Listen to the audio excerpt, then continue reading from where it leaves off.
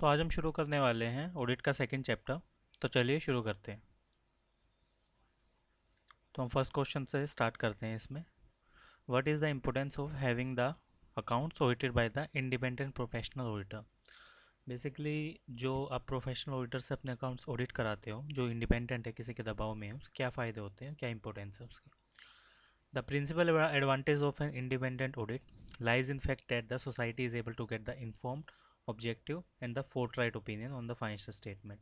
Basically सबसे पहली principal advantage यही है इंडिपेंडेंट ऑडिट की, कि जो सोसाइटी है उसको एक इन्फॉर्म सोसाइटी इन्फॉर्म्ड रहेगी, लाइक कंपनी में क्या चल रहा है क्या नहीं। अगर उसको ऑडिट रिपोर्ट आपकी पब्लिश की जाएगी पब्लिकली, ऑब्जेक्टिव आपका डिफाइन रहेगा किस ऑब्जेक्टिव के लिए की गई है, और उस पर ओपिनियन दिया है फाइनेंशियल स्टेटमेंट को, उसका आप यूज़ कर सकते हो इकोनॉमिक डिसीजंस लेने में, लाइक हमें इस कंपनी के शेयर खरीदने चाहिए, इस कंपनी में इन्वेस्ट करना चाहिए या नहीं। बेसिकली इससे हमारा फ़ायदा किस किस को होता है, शेयर होल्डर्स को, ट्रेड पेबल, बैंकर्स एक्सेट्रा, इन सबको फ़ायदा होता है। Irrespective of the fact whether the audit is compulsory, statutory और वॉलंटरी। इस फैक्ट्स को आप छोड़ दीजिए कि ऑडिट कंपलसरी है, स्टैट्यूटरी है, वॉलेंट्री है। Audit of the accounts by the independent professional auditor becomes the important for the every individual. जो आपकी इंडिपेंडेंट ऑडिट होती है वो इम्पोर्टेंट है हर एक इंडिविजुअल के लिए और हर एक टाइप के ऑर्गेनाइजेशन के लिए। It is only through the audit accounts by an independent professional auditor shareholder of the company are assured that funds invested by them are safe. Basically जो आपके ऑडिटेड अकाउंट हैं, independent professional auditor जो बोलता है, और आपके जो funds हैं आपने जो इन्वेस्ट किए हैं एज ए शेयर होल्डर, वो आपके सेफ हैं, इसका ये एश्योर देता है। They are being use for only for purpose, they are being raise and collected. Basically आप इस चीज़ के लिए इसको यूज़ करते हो कि आपने फंड्स को रेज करना है या फंड्स को कलेक्ट करना है, उसके लिए ऑडिट रिपोर्ट आपकी यूज़ होती है। The chief utility of the audit lies in ensuring the reliable financial statement on the basis of which state of affairs में बी अंडरस्टैंड। बेसिकली जो चीफ यूटिलिटी है ऑडिट की, इस चीज़ में भी लाई करती है फाइनेंशियल स्टेटमेंट को इंश्योर करने में कि आपकी फाइनेंशियल स्टेटमेंट है वो रिलायबल है on the basis of the state of affair. जैसे कंपनी के अफेयर्स चल रहे हैं, कंपनी के काम चल रहे हैं, उसके हिसाब से आपकी जो फाइनेंशियल स्टेटमेंट हो काफ़ी रिलायबल एविडेंस है। Information content in the statement of account of the business are primarily intended for the owners. Basically आपकी जो अकाउंट्स में जो इन्फॉर्मेशन होती है वो ओनर्स के लिए होती है। ओनर्स मिलने हमारे शेयर होल्डर्स हो गए, प्राइमरी उनके लिए होती है। However, many others make the use of information for the different purpose. Owners के अलावा काफ़ी सारे लोग उन इंफॉर्मेशन का यूज़ करते हैं अलग अलग पर्पसेस के लिए। Management of the business use it for the decision making process. Management of the business इसको यूज़ करते हैं डिसीजन मेकिंग प्रोसेस के लिए। Lender and the trade payables examine it to establish the degree of the safety of the money. जो lenders होते हैं या trade payables होते हैं वो इसको यूज़ करते हैं बेसिकली अपनी मनी देखने के लिए कि हमारी मनी सेफ है या नहीं, हमें टाइम से इंटरेस्ट मिल जाएगा या नहीं। जो गवर्नमेंट है बेसिकली टैक्स के लिए यूज़ करते हैं कि इस कंपनी में कितना टैक्स लगाना है, इसके प्रॉफिट्स कितने हैं। इन्वेस्टर्स बेसिकली अपने इन्वेस्टमेंट डिसीजंस के लिए करते हैं इसमें फर्दर पैसे इन्वेस्ट करना चाहिए या नहीं। फाइनेंशियल एनालिस्ट इस इंफॉर्मेशन को यूज़ करते हैं परफॉर्मेंस देखने के लिए कंपनी की क्या परफॉर्मेंस है। Financial statement are of the great significance to the worker as well.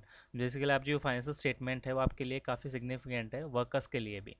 They want to assure that the reasonable and the legitimate share of the revenue earn by organisation has been paid. वो ये चीज़ assure करते हैं कि आपकी जो reasonable है और legitimate share है रेवेन्यू का, जो ऑर्गेनाइजेशन ने अर्न किया है वो उसने पे कर दिया हो एज ए टैक्स के रूप में, और बोनस या डिस्ट्रीब्यूशन पैटर्न जो उसका पे करने का है, जो डिविडेंड पे कर रही है, बोनस पे कर रही है, वो वायलेटेड ना कर रहा हो किसी भी टर्म को। To ensure the acceptable degree of the reliability and the accuracy of the financial statement. इस चीज़ को इंश्योर करते हैं कि आपकी डिग्री ऑफ रिलायबिलिटी ज़्यादा हो और जो आपकी एक्यूरेसी फाइनेंस स्टेटमेंट को काफ़ी ज़्यादा रहे। In the company form of organization, there is a divorce between the ownership and the management. Shareholders are so scattered, they have no direct control on day to day administration. लेकिन किसी अगर company के case में ये देखें कि management और ownership के बीच में मतलब अलग अलग वो क्या बोलते हैं, मतलब रीजंस होते हैं या अलग अलग कंट्रोल्स होते हैं। जो शेयर होल्डर्स हैं उनका कोई कंट्रोल नहीं होता कंपनी के ऑपरेशंस पर, मैनेजमेंट इस चीज़ को कंट्रोल करती है। So accounts may be audited to get the fund from the financial institutions. Basically आपके जो अकाउंट्स ऑडिट किए जाते हैं फंड्स लेने के लिए किए जाते हैं फाइनेंशियल इंस्टीट्यूशन से। Partnership firm may gets its account audited to decide question as valuation of the good at the time of admission, retirement and death of the partner. Partnership firm basically audit इसलिए कराती है ये decide करने के लिए valuation of the goodwill की, valuation of the goodwill decide करने के लिए पार्टनर के एडमिट होने के टाइम पे, रिटायरमेंट के टाइम पर, डेथ के टाइम पे। The report of the independent auditor is only the real safeguard available to the various parties interested in the financial affair of the entity। जो आपकी इंडिपेंडेंट ऑडिटर की report है वो एक सेफ गार्ड है, किसके लिए? काफ़ी सारी पार्टीज़ के लिए जो डिसाइड करने में हेल्प करती है फाइनेंशियल अफेयर्स को एंटिटी के। और due to the independence of the auditor, auditor की इंडिपेंडेंस की वजह से ये ऑब्जेक्टिव रिपोर्ट है वो बेसिकली आपकी पूरी तरह सही होती है और ट्रूथफुल होती है, इस पर आप रिलाई कर सकते हो। तो यही इसका मोटिव है basically.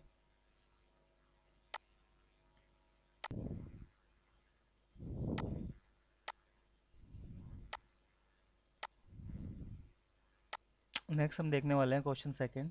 Right a short note on the fundamental accounting assumptions. Fundamental accounting assumptions से शॉर्ट नोट लिखो।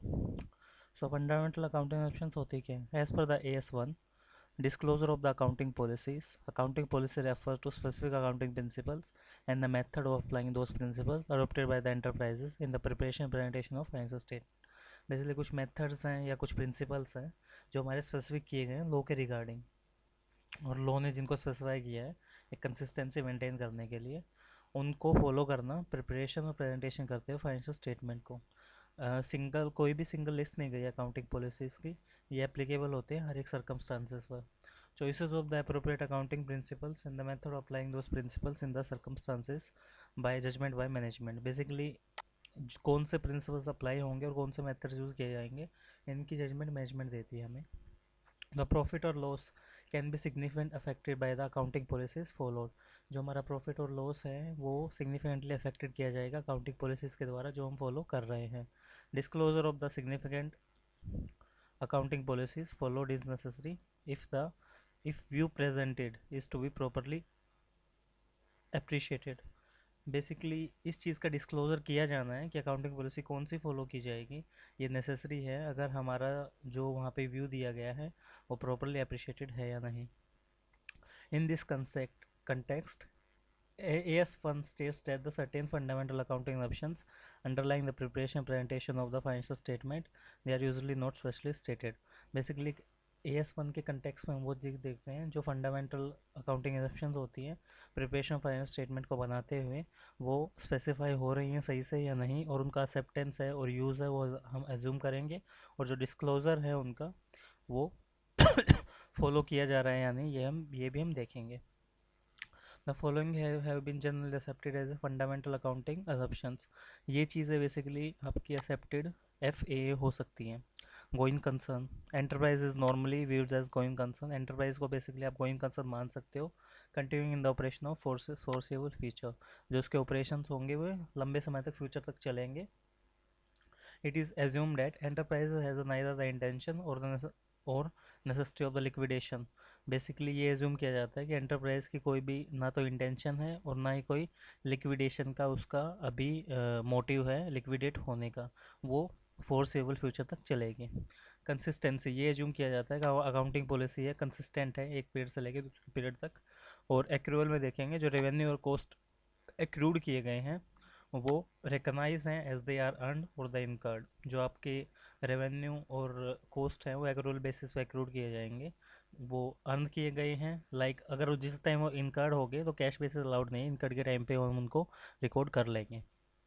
If the fundamental accounting assumptions are followed in the financial statement, अगर हम हमारे फंडामेंटल अकाउंटिंग जो अकाउंटिंग assumptions है follow की गई हैं फाइनेंशियल स्टेटमेंट में तो उनका डिस्क्लोजर नहीं होगा।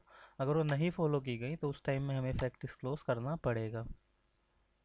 What is audit evidence? As per the SA 500 audit evidence, it is the information use by the auditor in arriving at the conclusion. Basically एक इंफॉर्मेशन है जो ऑडिटर के द्वारा यूज़ की जाती है कंक्लूजन पर आने के लिए, on which auditor opinion based, जिस पर ऑडिटर का ओपिनियन बेस्ड है। और जो ऑडिट एविडेंस है वो इंक्लूड करते हैं हमारी information content in the accounting records. Audit evidence में बेसिकली हमारी इंफॉर्मेशन इंक्लूड होती हैं जो हमारे अकाउंटिंग रिकॉर्ड्स में दी गई हैं, underlying the financial statement and other information, जो फाइनेंशियल स्टेटमेंट्स और अदर इंफॉर्मेशन के हिसाब से है। What are the various audit procedures to obtain the audit evidence? Mention the same in the brief. कुछ audit procedures बताओ जो audit evidence को obtain करने के लिए यूज़ किए जाते हैं और उनको mention भी करो brief में। So audit procedures to obtain the audit evidences. As per the ऐसे 500 लगता है इसमें कौन से audit evidences होते हैं। Auditor may obtain the evidence by one or the more of the following procedures. Auditor in procedures के through evidence collect करता है। Inspection involve the examining the records, document whether the internal, external or in the paper form or the electronic form।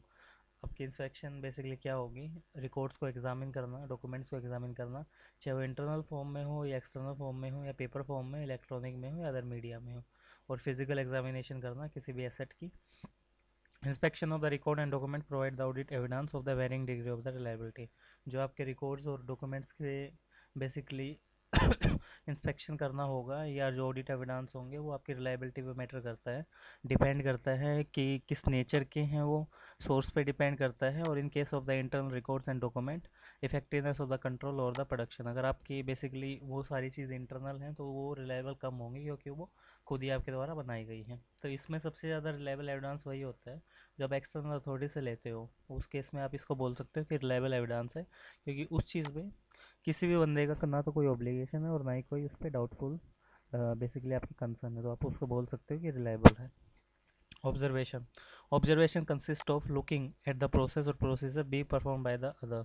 Observation basically क्या चीज़ होती है, एक process और procedures को देखना जो कोई दूसरा बंदा कर रहा है। लाइक कोई बंदा काउंटिंग कर रहा है, इन्वेंट्री काउंटिंग करना है, तो उसको हम ऑब्जर्व करते हैं कि ये बंदा सही से काउंट कर रहा है नहीं, तो उसको आप ऑब्जर्वेशन बोल सकते हो। External confirmation. An external confirmation represents the audit evidence obtained by the auditor as a direct response to the auditor from the third party. External confirmation आप ये चीज़ बोल सकते हैं कि ऑडिट एविडेंस ऑब्टेन करना ऑडिटर के द्वारा as a direct response to the auditor from the third party. External confirmation वो चीज़ हो सकती है कि ऑडिट एविडेंस ऑब्टेन किया ऑडिटर ने किसी दूसरे बंदे से as a direct response to the auditor, किसी दूसरे बंदे से ऑडिटर को रिस्पॉन्स मिला फ्रॉम ए थर्ड पार्टी, किसी थर्ड पार्टी से उसने। लाइक आपको अगर किसी डेटर के रिगार्डिंग कंफर्मेशन लेनी है तो आप बैंक में कॉल करके उसके रिगार्डिंग कंफर्मेशन ले सकते हो, तो उसको भी आप एक्सटर्नल कंफर्मेशन बोल सकते हो। External confirmation procedures frequently are relevant when addressing the assertion associated with the certain account balance and the their element. External confirmation procedures आप relevant तभी बना सकते हो जब ये किसी assertion को एड्रेस कर रहे हो जो किसी अकाउंट से जुड़ी हुई है। रिकैलकुलेशन आप इसको बोल सकते हो checking the mathematical accuracy of the document और the record. Mathematical accuracy check करना डॉक्यूमेंट्स की या रिकॉर्ड्स की, इसको आप रिकैलकुलेशन बोल सकते हो। ये मैनुअली और इलेक्ट्रिक दोनों तरह की जा सकती है। लाइक आपके पास कोई लेजर का बैलेंस दिया हुआ है और आपने उसको दोबारा से कैलकुलेट करके देख लिया फॉर्मूला लगा के, तो वो रिकैलकुलेशन हो गया। रीपरफॉर्मेंस ये चीज़ हो सकती है auditors depend independent execution of the procedures और control that are originally perform as a part of the entity's internal control. Reperformance उस चीज़ को बोल सकते हो कोई ऑडिटर की इंडिपेंडेंट एग्जीक्यूशन है प्रोसीजर्स और कंट्रोल के ऊपर, और जो ओरिजिनली परफॉर्म किए जा रहे हैं एंटिटी के इंटरनल कंट्रोल के द्वारा। मतलब कोई आपको बेसिकली जो एक सपोज ऐसे बोल सकते हो कि किसी प्रोडक्ट को बनाने में हमें 4 स्टेप लगते हैं और वो 4 स्टेप को दोबारा से ऑडिटर करके देख रहा है, तो उस चीज़ को आप रीपरफॉर्मेंस बोल सकते हो। Analytical procedure. Analytical procedure consists of the evaluation of the financial information made by the study of plausible relationship among the both financial and the non-financial data. Analytical procedure उस चीज़ को बोल सकते हैं कि आपने इवेलुएट किया फाइनेंशियल इंफॉर्मेशंस को जो एक रिलेशनशिप शो करती है फाइनेंशियल और नॉन फाइनेंशियल डेटा के बीच में। और जो एनालिटिकल प्रोसीजर्स होते हैं वो investigation of the identify fluctuation and the relationship. Basically आपने इन्वेस्टिगेट किया कि इसको फ्लक्चुएशंस हो रही हैं आपकी या कोई भी रिलेशनशिप आ रहा है जो इनकन्सिस्टेंट है, तो उस चीज़ को आपने आइडेंटिफाई किया, तो उसको आप बोल सकते हो analytical procedures. Inquiry consist of seeking the information of knowledgeable person both financial and non financial.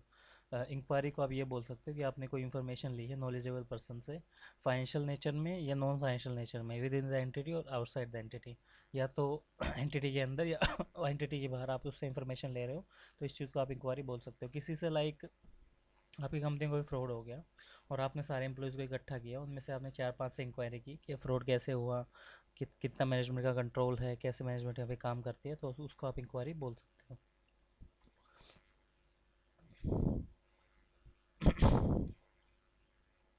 Next अब देखेंगे, discuss the principle which are useful in assessing the reliability of audit evidence. कौन से प्रिंसिपल्स बेसिकली असेस करते हैं reliability of the audit evidence को।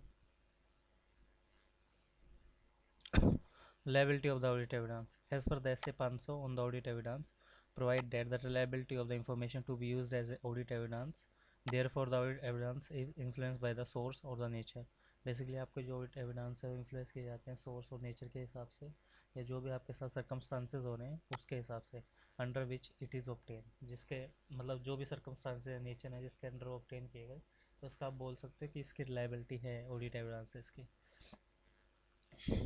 Generalisation about the reliability of various kind of are subjected to the important exceptions.